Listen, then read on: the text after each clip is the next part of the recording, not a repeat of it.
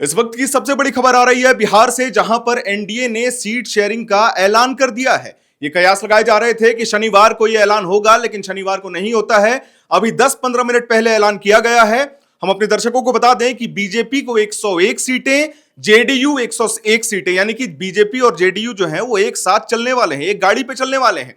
LJPR यानी कि जो चिराग पासवान की पार्टी है, उनको 29 सीटें दी गई हैं। ये बातचीत चल रही थी मीडिया हाउसेस में भी, प्रिंट मीडियाज में, डिजिटल मीडिया में, कि चिराग पासवान की जो पार्टी है उन्हें 25 से 26 सीटें मिलेंगी। लेकिन आपने ये देखा होगा कि चिराग पासवान पिछले एक हफ्ते में 10 से 12 बार दिल्ली आना जाना कर चुके हैं बिहार से, और केंद्रीय मंत्रियों से उनकी बातचीत चल रही थी और उन्होंने अपना बात मनवा लिया है। यानी कि 29 सीटों पर चिराग पासवान की पार्टी बिहार विधानसभा चुनाव में उतरने वाली है। आरएलएम यानी कि जो उपेंद्र कुशवाहा की पार्टी है, उनको 6 सीटें मिली हैं, और हम यानी कि जीतन राम मांझी की जो पार्टी है उनको 6 सीटें मिली हैं।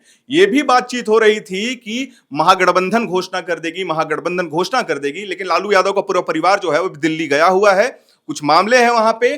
ठीक उससे पहले एनडीए की घोषणा हो जाती है, और सबसे जरूरी बात जो ये सीट शेयरिंग का मामला है उसमें है चिराग पासवान की पार्टी। हम आपको बता देना चाहेंगे, ये बात हम शुरू से कर रहे हैं कि बीजेपी और जेडीयू को 100 से अधिक सीटें मिलनी चाहिए थी, जो कि उन्हें मिली हैं। लेकिन चिराग पासवान की जो पार्टी है और जीतन राम मांझी की जो पार्टी है, वहां पे थोड़ा सा अनबन या फिर कांटे वाला टक्कर देखा जा रहा था। जीतन राम मांझी ने दिनकर जी की कविता भी पढ़ी थी, उन्होंने कहा था 15 सीटें चाहिए हमें, लेकिन अंततः 6 सीटों पर उनको संतुष्ट किया गया है। वही चिराग पासवान जो ये बात कह रहे थे या कयास लगाए जा रहे थे कि 20 से 25 सीटों में चिराग पासवान को मना लिया जाएगा, लेकिन वो अडिग रहे, केंद्रीय मंत्रियों से मिलते रहे।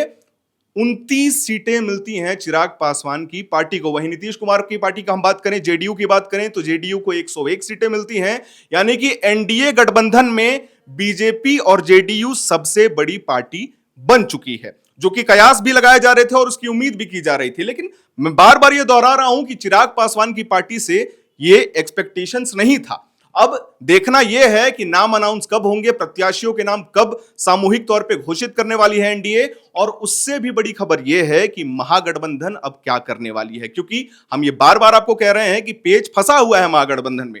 राहुल गांधी ज्यादा इन्वॉल्व दिख नहीं रहे हैं वोटर अधिकार यात्रा के बाद। ऊपर से जेएमएम और अन्य जितने भी दल हैं, सीपीआईएमएल हो गए या फिर कांग्रेस हो गई, ये इनमें बातचीत उतनी सरलता से नहीं हो पा रही है। खैर, ये अभी का वर्तमान ब्रेकिंग है जो हम ब्रेक कर रहे हैं एयर नाउ पे।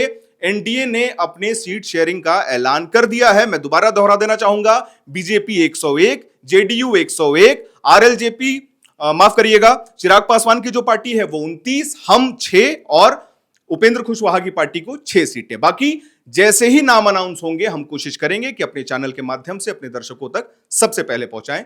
देखते रहिए एयर नाउ।